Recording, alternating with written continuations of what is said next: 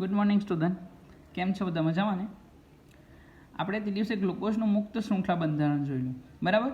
આજે આપણે અવકાશીય બંધારણ વિશે જોવાના છે. હવે અવકાશીય બંધારણ એટલે શું? કોઈ બી વસ્તુ સંયોજન હોય કે અણુ હોય કે પરમાણુ હોય, તેની અવકાશમાં ગોઠવણી કેવી હોય તેને અવકાશીય બંધારણ કહેવામાં આવે. એકદમ સિમ્પલ વસ્તુ છે કે કોઈ પણ સંયોજન હોય તો તેનું અણુ પરમાણુ કે સમૂહની ક્યાં ગોઠવણી, તો કે અવકાશમાં ગોઠવણીને અવકાશીય બંધારણ કહેવામાં આવે.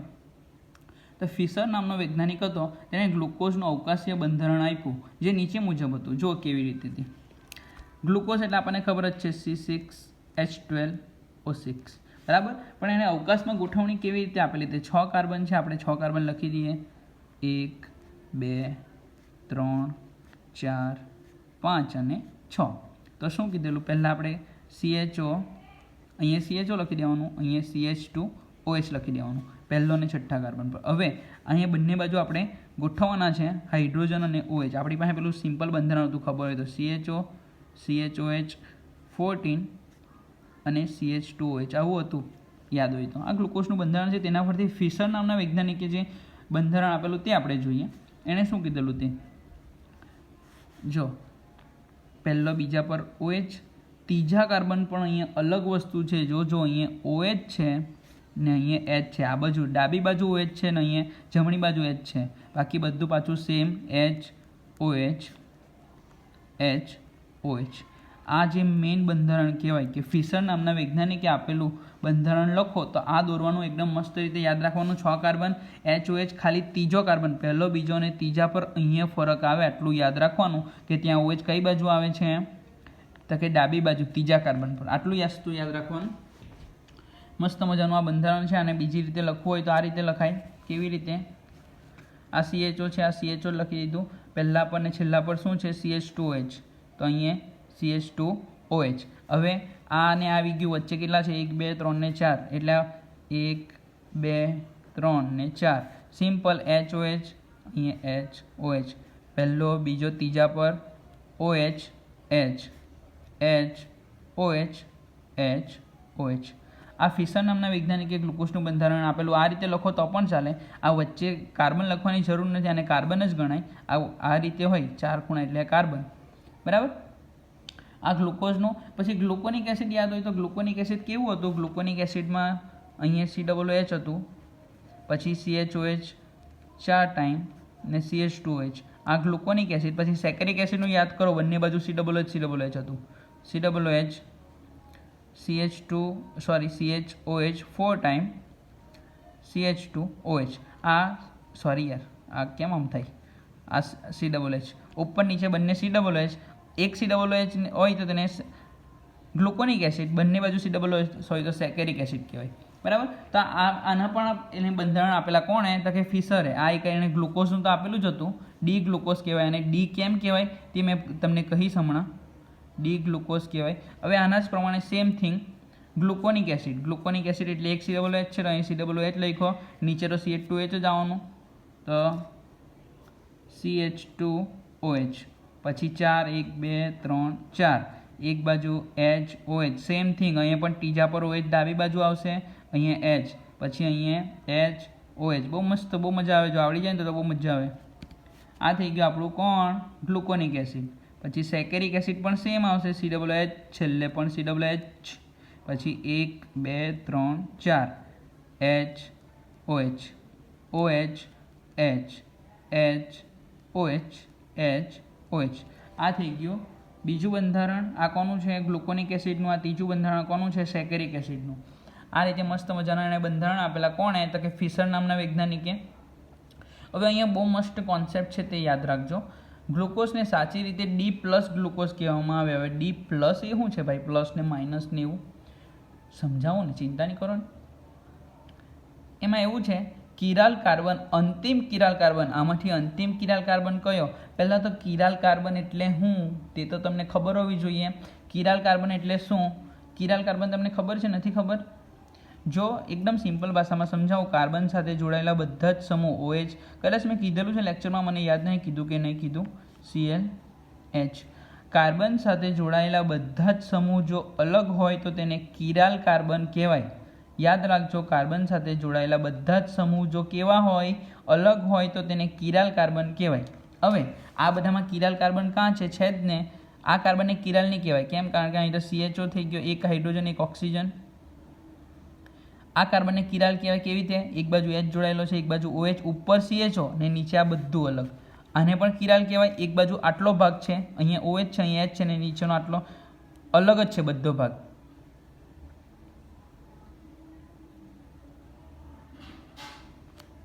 પછી આ રીતે આ બધાને કિરાલ કહેવાય. આ છેલ્લાને કિરાલ નહીં કહેવાય. કેમ? કારણ કે હાઇડ્રોજન બે તો સરખા આવી ગયા. હવે આને આપણે જોડીએ તો CHH, તો પછી આ બંને સરખા જોડેલા છે કે નહીં, એટલે એને કિરાલ કહી શકાય. આને કહેવાય કે નહીં કહેવાય? H double bond O C H, આને પણ કિરાલ કહી જ શકાય ને, બધા અલગ જ જોડાયેલા છે. ડબલ બોન્ડ O H ને નીચેનો આખો અલગ, એટલે આને પણ કિરાલ કહેવાય. ટૂંકમાં આટલા કિરાલ કહેવાય. છેલ્લાને કિરાલ નહીં કહેવાય, કારણ કે એમાં બે હાઇડ્રોજન સાથે જોડાયેલા છે. એટલે હવે કોન્સેપ્ટ યાદ રાખજો કે અંતિમ કિરાલ કાર્બન, આમાં અંતિમ કયો છે? એક બે છેલ્લો, એટલે આને કિરાલ નહીં કહેવાય, એટલે એની ઉપરનો આને અંતિમ કહેવાય. અંતિમ કિરાલ કાર્બન સાથેનો OH, એટલે આ OH જો જમણી બાજુ હોય, યાદ રાખજો, જમણી બાજુ હોય તો તેને D વિન્યાસ કહેવાય, ને ડાબી બાજુ હોય તો તેને L વિન્યાસ કહેવાય. યાદ રાખજો, અંતિમ કિરાલ કાર્બન સાથેનો OH, અને જમણી બાજુ, આ બાજુ ડાબી બાજુ, જો જમણી બાજુ હોય, ઇંગ્લિશમાં યાદ રાખજો ડાબી એટલે લેફ્ટ, ગુજરાતીમાં નહીં યાદ રાખતા. લેફ્ટ એટલે ડાબી બાજુ, એટલે શું કીધું? D વિન્યાસ. જો OH એ જમણી બાજુ હોય, આ જમણી બાજુ, તો તેને D વિન્યાસ, ને ડાબી એટલે કે લેફ્ટ, ડાબી બાજુ હોય, જો આ બાજુ હતે તો તેને L વિન્યાસ કહેવાય. કેપિટલ L, કેપિટલ D અને કેપિટલ L. એક ઉદાહરણ આપીને સમજાવું. પહેલાં એકવાર ધ્યાનથી આ બંધારણ જોઈ લઉં ને સ્ક્રીનશોટ પાડવો હોય તો પાડી લઉં. જોવાઈ ગયું? ઓકે. શું યાદ રાખવાનું છે? ત્રીજો કાર્બનમાં OH જમણી બાજુ હોય. હવે D ને L માં શું મેં કીધું કે અંતિમ કિરાલ કાર્બન સાથેનો કોણ, તો કે OH જમણી બાજુ હોય તો તેને D અને ડાબી બાજુ હોય તો તેને L. ચાલો એક મસ્ત મજાનું ગ્લિસરાલ્ડિહાઇડનું ઉદાહરણ આપું. CHO છે, હવે વચ્ચેનો કાર્બન લખવાની જરૂર નથી, નહીં લખો તો પણ ચાલે, આવું લખી દઉં તો પણ CH2OH, CHO, CH2OH, OH. ચાલો આમાંથી D કોને કહેવાશે? Capital D. ને કેપિટલ L કોને કહેવાશે તે કહો. OH અંતિમ કિરાલ કાર્બન આ તો નથી, આ કિરાલ કાર્બન થાય તો તેનો OH જમણી બાજુ છે, એટલે એને D ગ્લિસરાલ્ડિહાઇડ, તોનું નામ જ છે ગ્લિસરાલ્ડિહાઇડ. આને શું કહેવાશે? OH કઈ બાજુ આવ્યો? આ બાજુ. આ બાજુ એટલે ડાબી બાજુ, એટલે આને L. ડાબી બાજુ એટલે L, એટલે L ગ્લિસરાલ્ડિહાઇડ. એટલે તમને કેટલી જગ્યાએ કેપિટલ D, કેપિટલ L એવું બધું આપેલું હશે. હવે આ તો થઈ ગયું, ત્યાર પછી સ્મોલ d અને સ્મોલ l પણ આવશે. એટલે આ પહેલાં કોન્સેપ્ટ સમજી લો. આ બેને એકબીજા સાથે કોઈ જ સંબંધ નથી. આ આનો કોન્સેપ્ટ પણ અલગ થાય, આનો કોન્સેપ્ટ પણ અલગ થાય, જે 10મા ચેપ્ટરમાં પણ આપણે જોશું. પણ અહીંયા કોન્સેપ્ટ ક્લિયર કરી દો પહેલાં. કેપિટલ D અને કેપિટલ એટલે શું કે જો OH જમણી બાજુ હોય તો તેને D કેપિટલ D, OH ડાબી બાજુ હોય તો તેને L. ઓકે. આ બધા એને બીજાના પ્રતિબંબી સમઘટકો કહેવાય. હવે પ્રકાશ ક્રિયાશીલ કાર્બનિક પદાર્થ ધ્રુવીભૂત પ્રકાશનું કોણાવર્તન કરે, એટલે કોઈ બી ધ્રુવીભૂત પ્રકાશનું આપણે કોણાવર્તન કરીએ તો આ કોણાવર્તન અથવા પરિભ્રમણ સમઘડી દિશામાં હોય. હવે સ્મોલ d ને સ્મોલ l વિશે કરું છું. આ પ્રેક્ટિકલી હોય, આપણે નહીં કરી શકીએ, આપણે નક્કી કરી શકીએ, પણ જે સ્મોલ d ને સ્મોલ l છે તે તો પ્રેક્ટિકલી કરવાનું હોય.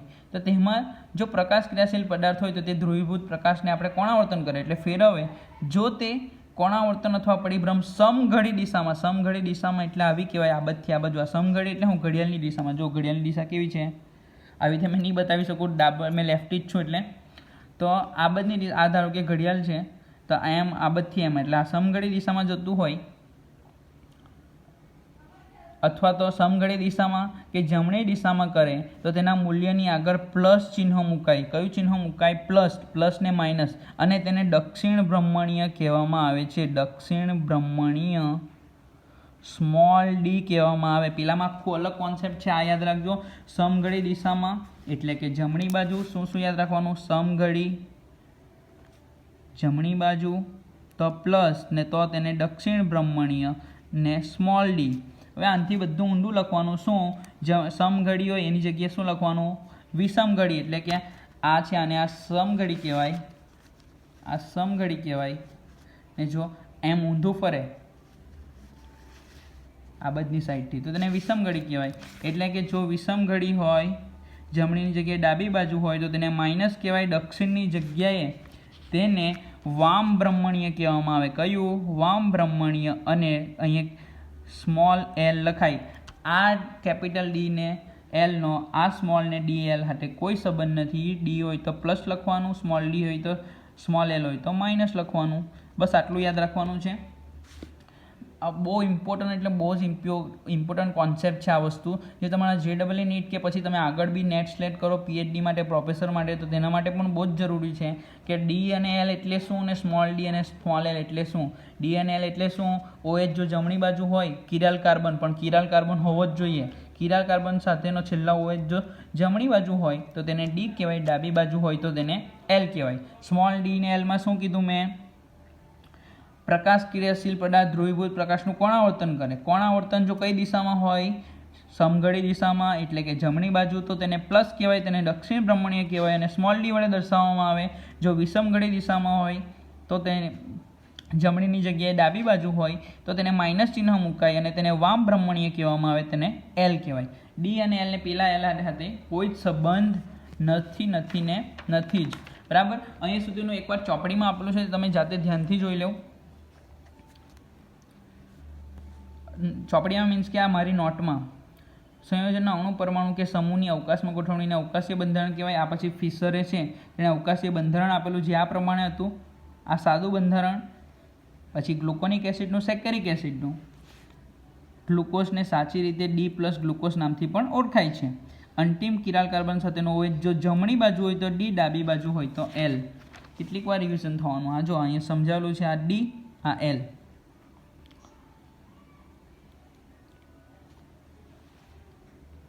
ચાલો 2 મિનિટ આપું છું, જલ્દી જોઈ લો આમાં જે લખેલું છે તે. ને જો નહીં ખ્યાલ આવે તો કોમેન્ટ સેક્શનમાં લખી દેજો.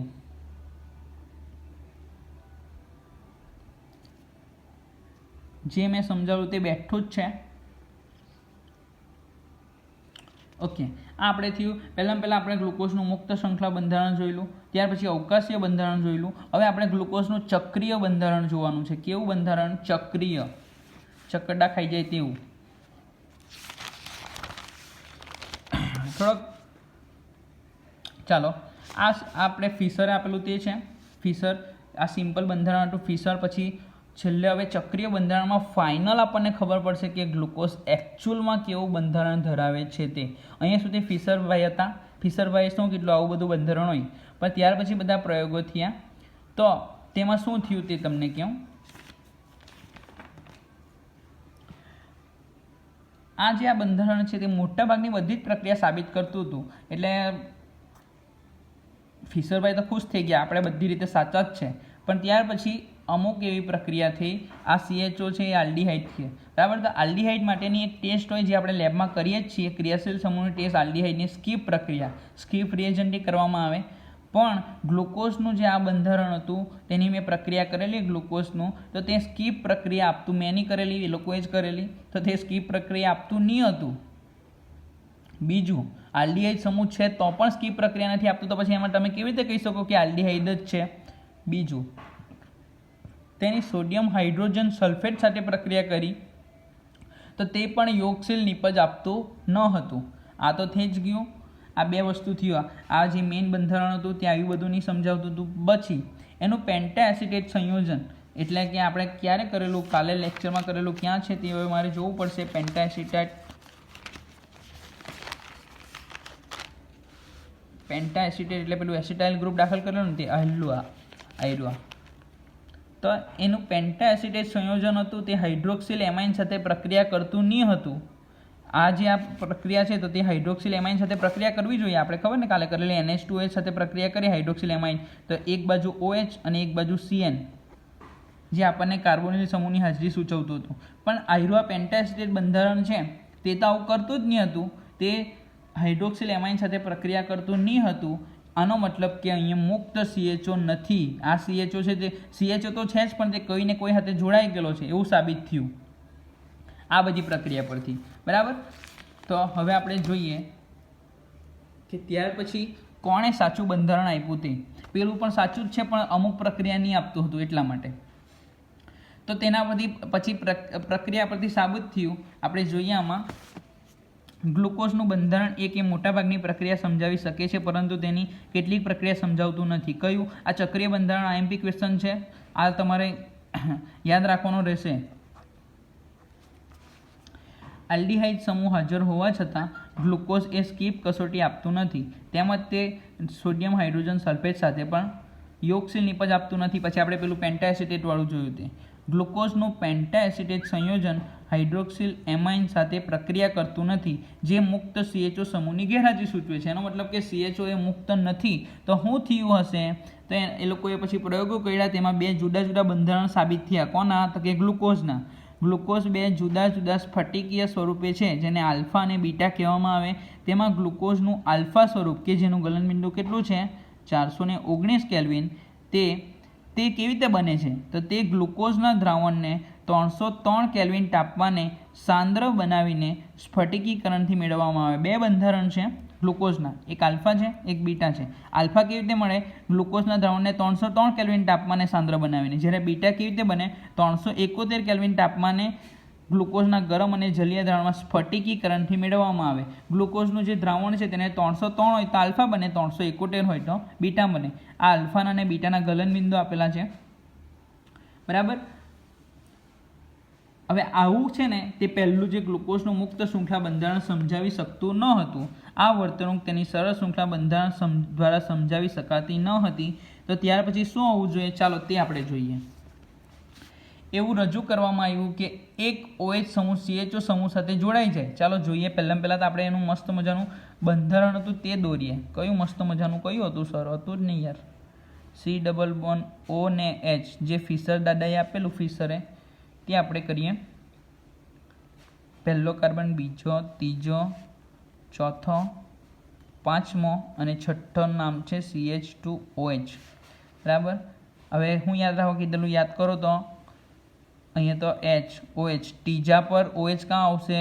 આ બધી side OH, H, H, OH, H, OH. આ છે આપણું મુક્ત શૃંખલા બંધારણ D પ્લસ ગ્લુકોઝનું. પ્લસ કેમ ને D કેમ તે હવે તમને સમજ પડવી જોઈએ.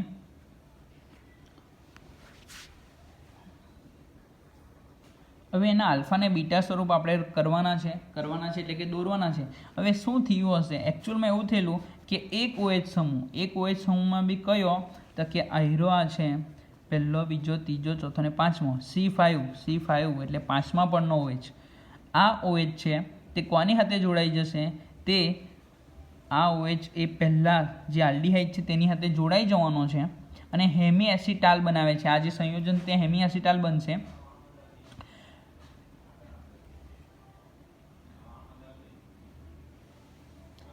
એટલે શું થયેલું હશે તે તમને કહું. અહીંયા જે આ ઓક્સિજન છે, જોજો કે મેં બાજુમાં દોરું છું તે જોજો. નીચે દોરું કારણ કે ઉપર એટલામાં આવી નહીં રહેશે એટલા માટે. પહેલાં તો બેઠું જ દોરું છું તે જોજો. આ કાર્બનની લખો તો હવે ચાલશે, આપણે એમ જ આવ લખી દઈએ. આ પહેલો કાર્બન, આ બીજો કાર્બન પર અહીંયા શું આવશે? HOH. ત્રીજા કાર્બન પર OH, H. ચોથા કાર્બન પર HOH. છેલ્લે આવતું છે CH2OH. પણ જે પાંચમા કાર્બન પરનો OH છે તે આની સાથે જોડાઈ જશે. કેવી રીતે? જોજો, આ રીતે. આ કાઢી નાખવાનું. અહીંથી કેવી રીતે જોડાઈ જશે? જોજો, અહીંયા OH હતો, તેમાંનો એક ઓક્સિજન અહીંયા આવી ગયો, હજુ હાઇડ્રોજન બાકી. અહીંયા પણ એક ઓક્સિજન હતો, તે ક્યાં છે? અહીંયા આવશે. હવે અહીંનો જે હાઇડ્રોજન, અહીંયા H ને OH આવે તો એક ઓક્સિજન તો થઈ ગયો, હાઇડ્રોજન ક્યાં જતો રહેશે? અહીંયા. આ રીતે જે બંધારણ બને, આ રીતે એકચ્યુઅલમાં એનું બંધારણ આ રીતનું હશે. આ રીતે એક ચક્ર જેવું સંયોજન બનશે, એટલે આને ચક્રીય સંયોજન કહેવાય. જો ની ખ્યાલ આવ્યો હોય તો વિડીયો પોઝ કરીને પાછા રિવાઇઝ કરીને જોઈ લેજો કે શું થયેલું છે તે. ફરીથી કહું છું, અહીંયા જે આપણે આ O હતો તે અહીંયા આવી ગયો. જો આ ઓક્સિજન હતો તે અહીંયા આવી ગયો, અહીંયા ને હાઇડ્રોજન ક્યાંથી આવી ગયો, પેલો હતો તે જોડાઈ ગયો, ને જે ઓક્સિજન છે તે ઉપરથી આ રીતે ચક્રીય બંધારણ બની ગયું. આને હેમી એસિટાલ કહેવામાં આવે. કેવી ટાલ? હેમી એસિટાલ બંધારણ કહેવાય. હવે આ કેટલા સભ્યવાળું છે? 6 સભ્યવાળું તો છે જ. ગ્લુકોઝ 6 સભ્યવાળું ચક્ર બનાવે છે.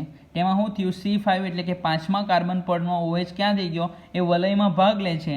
આ બાબત CHO સમૂહની ગેરહાજરી. એટલે આના પરથી જ ખબર પડે કે CHO એ મુક્ત નથી. જો CHO મુક્ત હતે એટલે મુક્ત એટલે હું એકલો જ આ રીતે હતે તો આવી પ્રક્રિયા નહીં થાય. પણ એકચ્યુઅલમાં આવું છે કે એનો જે છે તેની સાથે ચક્રીય સંયોજન બની ગયેલું છે.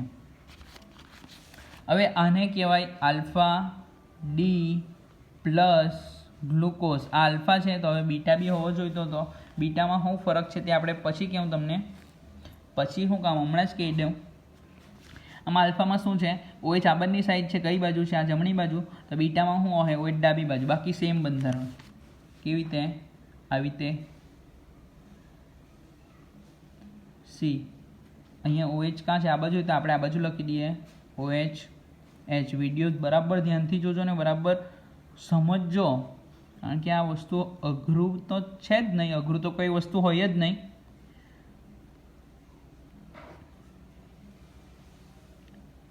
અહીંયાથી આપણે જોડવાના છે કોણ? તો કે ઓક્સિજન. પહેલાં દોરી તો દઈએ. પહેલો, બીજો, ત્રીજો, ચોથો અને 5મા માટે જોડવાના છે. બરાબર ને? આ પહેલો કાર્બન છે, આ બીજા કાર્બન H OH, ત્રીજા પર OH H H OH H. અહીંયા OH આવે પણ તે કાં નાખી ગયો? અહીં જોડાઈ ગયો. ખબર છે ને? આને કહેવાય બીટા ડી પ્લસ ગ્લુકોઝ. બરાબર? આ થઈ ગયો આલ્ફા ડી પ્લસ ગ્લુકોઝ, આ બીટા ડી પ્લસ ગ્લુકોઝ. બંનેમાં ફરક ક્યાં છે? ખાલી જે પહેલા કાર્બન સાથેનો જે OH છે તેમાં જ સ્થાનમાં જ ફરક છે. બાકી સેમ. સમજ પડીને શું થયું? આ પહેલો અને 5મો જોડાઈ ગયો. આપણે ચોપડીમાં લખેલું છે તે જોઈ લઈએ. ચોપડીમાં મીન્સ કે આપણી નોટમાં એવું રજૂ કરવામાં આવ્યું છે કે એક OH સમૂહ CHO સમૂહ સાથે જોડાઈને ચક્રીય હેમી એસિટાલ, આ રીતે ચક્રીય હેમી એસિટાલ બંધારણ બનાવે છે. ગ્લુકોઝ 6 સભ્યવાળું ચક્ર બનાવે છે, જેમાં C5 પરમાં રહેલો, C5 એટલે 5મા કાર્બન પરનો રહેલો જે OH છે, આ C5 પર રહેલો OH સમૂહ વલય બનાવવામાં ભાગ લે છે. વલય એટલે ચક્ર બનાવવામાં ભાગ લે છે. આ બાબત CHO સમૂહની શું સૂચવે છે? ગેરહાજરી સૂચવે છે. નીચે પ્રમાણે ગ્લુકોઝ બંધારણ ધરાવે. આલ્ફા ડી ગ્લુકોઝ, આ બીટા. બંનેમાં ફરક ક્યાં છે? જુઓ, આમાં OH જમણી બાજુ છે, આમાં OH ડાબી બાજુ. બાકી બધું સેમ જ. એકવાર તમે જાતે પ્રેક્ટિસ કરી જુઓ. વિડીયો પોઝ કરીને જાતે દોરવાની પ્રેક્ટિસ કરો. આ બંધારણ બધા દોરાવા જ જોઈએ મોઢે, તો જ તમને યાદ રહેશે. કારણ કે આખા ચેપ્ટરમાં એટલા બધા બંધારણ આવવાના છે ને કે તમે બધા ભૂલી જશો. એટલા માટે સ્ટ્રક્ચર યાદ રાખજો વ્યવસ્થિત, ને જેમ જેમ વિડીયો ચાલે, લેક્ચર ચાલે, તેમ તેમ મોઢે કરો બધા સ્ટ્રક્ચર. બરાબર? હવે એનોમેરિક કાર્બન. હજુ ક્વેશ્ચન પૂરો નથી થયો. ચક્રીયકરણ પહેલાં આલ્ડીહાઇડમાં રહેલા કાર્બનને એનોમેરિક કાર્બન કહેવાય. એટલે કે ચક્ર બન્યું, આ ચક્ર બન્યું તે પહેલાં જે આ આલ્ડીહાઇડમાં જે કાર્બન હતો તેને એનોમેરિક કાર્બન કહેવાય. ચક્રીયકરણ પહેલાં એટલે હજુ ચક્રીયકરણ થયું નથી તે પહેલાં. ગ્લુકોઝના 2 ચક્રીય સંયોજનોમાં ભિન્નતા માત્ર શું છે? C1 અથવા તો એનોમેરિક કાર્બન પર હાજર OH સમૂહના વિન્યાસમાં છે. તો આપણને ખબર જ છે. એમાં ફરક ક્યાં છે? આલ્ફા અને બીટામાં માત્ર OH સમૂહના વિન્યાસમાં. એટલે એક ડાબી બાજુ છે જ્યારે બીટા. તેથી આલ્ફા અને બીટા સમઘટકને એકબીજાના શું કહે છે? એનોમર્સ કહે છે. કોનોમર્સ? એનોમર્સ કહે છે. શું કીધું? C1 અથવા એનોમેરિક કાર્બન પર. એનોમેરિક કાર્બન કયો છે? ખબર જ છે આપણને. જે પહેલો કાર્બન છે તેને એનોમેરિક કાર્બન કહેવાય. તો C1 અથવા એનોમેરિક કાર્બન પર જે OH સમૂહનું છે સ્થાન છે, વિન્યાસ છે, તેમાં જ ફરક છે આલ્ફા અને બીટામાં, એવું કીધેલું છે. તેથી એ લોકોને એકબીજાના એનોમર્સ કહે છે, એવું કીધું. શબ્દ યાદ રાખજો. પહેલાં તો હેમી એસિટાલ બંધારણ ધરાવે. પછી હું આવ્યું અલગ પ્રકારનું કે એ લોકો એનોમર્સ છે એકબીજાના. એનોમેરિક કાર્બન એટલે આલ્ડીહાઇડ પહેલાં, ચક્રીયકરણ પહેલાં આલ્ડીહાઇડમાં જે કાર્બન છે તેનો કયો કાર્બન કહેવાય? એનોમેરિક કાર્બન. ઓકે. હવે આ શું છે? પાયરેન છે. જુઓ, પાયરેનમાં જો એક ઓક્સિજન છે, પછી કેટલા છે? 1 2 3 4 ને 5. 5 કાર્બન છે. પાયરેન એક ચક્રીય કાર્બનિક સંયોજન છે જેના વલયમાં એક ઓક્સિજન પરમાણુ અને 5 કાર્બન પરમાણુ છે. શું છે? એક ઓક્સિજન છે ને 5 કાર્બન. 1 2 3 4 ને 5. તો આપણું ગ્લુકોઝ બી એવું જ તો બંધારણ છે. ક્યાં છે? એવું જ છે ને. જો આ એક ઓક્સિજન છે, કેટલા કાર્બન? આ એક ચક્ર છે, આ એક ચક્ર જ છે. જુઓ, તેમાં એક ઓક્સિજન છે, કેટલા કાર્બન 1 2 3 4 ને 5, તો પહેલા સાથે સરખું છે કે નહીં, આમાં પણ એવું જ છે, એક ઓક્સિજન બીજા 5 કાર્બન 1 2 3 4 ને 5, આ છઠ્ઠો તો નીચે જ રહી જતો છે, છઠ્ઠો ક્યાં ચક્રમાં આવતો છે, ઉપરનો જ ચક્રમાં છે. તો આ રીતે પાયરેન એ કેવું છે, એક ચક્રીય કાર્બનિક સંયોજન છે જેના વલયમાં એક ઓક્સિજન પરમાણુ 5, તો આની સાથે સરખાપણું ધરાવે છે.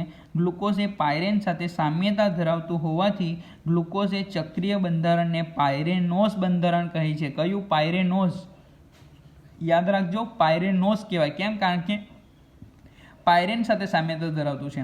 હવે ફ્રુક્ટોઝમાં અલગ આવે, ફ્રુક્ટોઝ એ ફ્યુરાન સાથે સામ્યતા ધરાવે, તેથી તેને ફ્યુરાનોસ કહેવાય. તો આવશે ત્યારે કેવા, હમણાં ચિંતા નહીં કરો, હમણાં આ જ યાદ રાખો.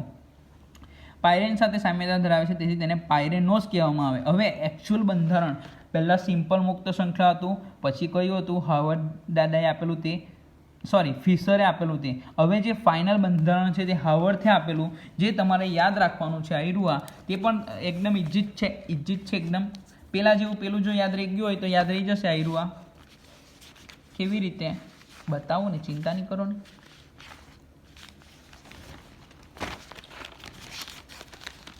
હવે બંને સરખાપણું ધરાવતું બતાવવું પડશે યાર. કેવી રીતે બતાવું? ચાલો કંઈ નહીં, અહીં જ બતાવી દઈએ આપણે. આ આલ્ફા ડી છે, આ બીટા ડી છે. તો હાર્વર્ડે કેવું આપેલું તે, હાર્વર્ડ તમને એવું કે ગ્લુકોઝનું ફિશર બંધારણ દોરો તો આ દોરવાનું, તમને કે મુક્ત શૃંખલા બંધારણ દોરો તો આ દોરવાનું, પછી તમને એવું કે હાર્વર્ડ દોરો તો મેં જે કહું તે દોરવાનું. 3 વિડીયો પટે એટલે 3 જાતે મોઢે દોરવાની કોશિશ કરજો ને આવડવા જ જોઈએ. જ્યાં સુધી નહીં આવડે ત્યાં સુધી દોર્યા જ કરજો. ચિત્રકામની બી પ્રેક્ટિસ થઈ જશે. જો આપણે આવું દોરવાનું છે, એક ઓક્સિજન પેલા ચક્રમાં છે તે રીતે મસ્ત મજાનું. આવું મને બહુ ગમે, આવું ચક્કરડા પાડ્યા કરવાનું. એક અહીંયા દોર્યું, બીજું અહીંયા દોરીશ.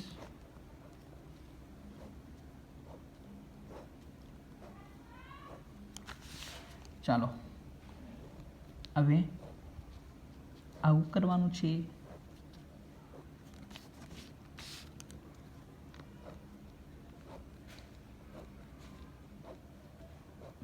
આ છે ને અહીંયા આવું જોઈએ, હા કે અહીંથી જ.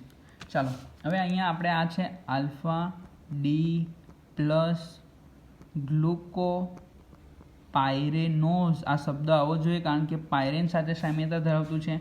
આ બીટા ડી પ્લસ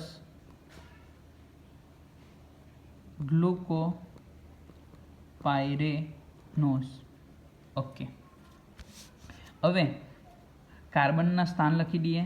આ પહેલું, આ બીજું, આ ત્રીજું. જો બીજી બોલપેન હોય તો બીજી બોલપેનથી લખતો તો યાદ રહી જાય. ચોથું, આ પાંચમું. હવે છઠ્ઠું ક્યાં લખીશું ને, ચિંતા નહીં કરો ને. ચાલો, આલ્ફા ડી છે, પહેલો કાર્બન ક્યાં છે, આયરો. તો શું છે, એચ ડાબી બાજુ છે, OH જમણી બાજુ છે, એચ ને OH. તો કેવી રીતે લખવાનું? જો HOH છે પહેલા પર, તો HOH. બીજા પર શું છે, આવું જ છે, HOH. અહીંયા પર લખી દેજો 1 2 3 4 5 ને આયરો છઠ્ઠું. તો યાદ રહે, આના પરથી લખવાનું છે HOH. પછી બી પાછું HOH જ છે, જલ્દી HOH. આપણને ખબર જ છે ત્રીજામાં જ અલગ આવતું છે. ત્રીજામાં ક્યાં છે, OH કઈ બાજુ આવતું છે, આ બાજુ, એટલે OH H. તો અહીંયા ત્રીજામાં OH ક્યાં લખવું પડશે, ઉપર, OH H. જોજો ક્યાં આ ફરક છે આમાં. ચોથું ક્યાં ગયું, H ને OH, તો HOH. હવે પાંચમું, છઠ્ઠું કાર્બન બાકી રહી ગયેલો, તો છઠ્ઠો અહીંયા લખવાનો, CH2OH વાળો. આપણો જે CH2OH વાળો છે કે તે છઠ્ઠો અહીં લખવાનો, આ છઠ્ઠા નંબરનો. હવે એની સાથે કોણ જોડાયેલો છે, એક હાઇડ્રોજન બાકી કે નહીં, તો તે હાઇડ્રોજન ક્યાં આવવાનો, અહીંયા. આ રીતે બંધારણ મસ્ત મજાનો આવે. 2 થી 3 વાર દોરશો એટલે તમને યાદ રહી જ જવાનું છે. ખાલી ફરક ક્યાં આવશે, અહીંયા OH. આ આલ્ફા ડી છે. ચાલો બીટા માટે હવે તમે જાતે જ દોડી દેશો. કેવી રીતે, OH ક્યાં છે, આ બાજુ છે, આ બાજુ મીન્સ કે ડાબી બાજુ છે. તો અહીંયા કેવી રીતે જમણી, હા અહીંયા H ને OH હતું. કેમ, આ H ને OH હતું. અહીં શું છે, OH H, એટલે અહીંયા શું આવવાનું, OH H. ચાલો બીજા પર તો HOH. પહેલું, બીજું, ત્રીજું, ચોથું, પાંચમું ને છઠ્ઠા અહીંયા આવે CH2OH. આ રીતે યાદ રાખવાનું, OH H. ખાલી જે ફરક હોય ને તે પહેલાં લખી દેવાનું, બીજા બધા પછીથી જ કરે. OH H ત્રીજામાં જ ફરક આવે, OH ને ઉપર આવે, બીજું તો સેમ HOH ને અહીંયા બાકી હું રહ્યું H. આ જે છે આપણું છે તે બીટા ડી પ્લસ ગ્લુકોપાયરેનોઝ. આ જે બંધારણ છે તે કયા છે તો કે હાવર્થ સંશ્લેષણ બી કહેવાય, અથવા સંશ્લેષણ તો નહીં કહેવાય, સંશ્લેષણ આવશે, હાવર્થ બંધારણ કહેવાય. બરાબર. તો મસ્ત મજાના સૂત્ર યાદ રાખજો. આ હંમેશા માટે યાદ રાખજો, કારણ કે ચેપ્ટર જેમ જેમ ચાલશે તેમ તેમ આ બધા જ બંધારણનો ઉપયોગ થશે. આલ્ફાનું કયું, બીટાનું કયું, બધાનો ઉપયોગ થશે જ. એટલા માટે કહું છું કે બરાબર યાદ રાખજો. જો નહીં ખ્યાલ આવ્યો હોય તો ફરીથી વિડીયો રિવાઇઝ કરીને જોઈ લેજો કે કેવી રીતે સ્ટ્રક્ચર યાદ રાખવાના છે. હું યાદ રાખવાનું ખાલી ત્રીજા પર OH ઉપર આવે, નીચે આવે. આ આલ્ફા અને બીટામાં શું ફરક છે? OH નો. એક OH પેલામાં ડાબી બાજુ હતો, આમાં જમણી બાજુ. એટલે આ રીતે આ હાવર્થ હતો, એની આગળ હતા તે ફિશર હતા, એની આગળ હતા તે સાદા હતા. બરાબર. આ રીતે 3 બંધારણ તમારે આખું ગ્લુકોઝ થઈ જાય. અહીંયા આપણું ગ્લુકોઝ પતે છે. ગ્લુકોઝ જો યાદ રહી ગયું તો ફ્રુક્ટોઝ એકદમ ઇઝીલી યાદ રહી જશે. ફ્રુક્ટોઝ યાદ રહી જશે તો ત્યાર પછી સુક્રોઝ યાદ રહી જશે, લેક્ટોઝ યાદ રહી જશે. એટલા માટે આ બધું એકબીજા સાથે કનેક્ટેડ છે. એટલા માટે કહું છું કે બરાબર બંધારણ યાદ રાખી જ દેજો. બીજું આપણે એના પછીનો જે આપણે લેક્ચર લઈએ તેમાં આપણે વાત કરશું. અહીંયા સુધી જો નહીં ખ્યાલ આવ્યો હોય તો ફરીથી એકવાર વિડીયો જોઈ લેજો. બીજી વાર નહીં ખ્યાલ આવે તો ત્રીજી વાર જોઈ લેજો. ત્રીજી વાર નહીં ખ્યાલ આવે તો મને કહી દેજો, મેં સમજાવી દઈશ. ઓકે. તો નેક્સ્ટ લેક્ચરમાં મળીએ હવે આપણે. Good bye.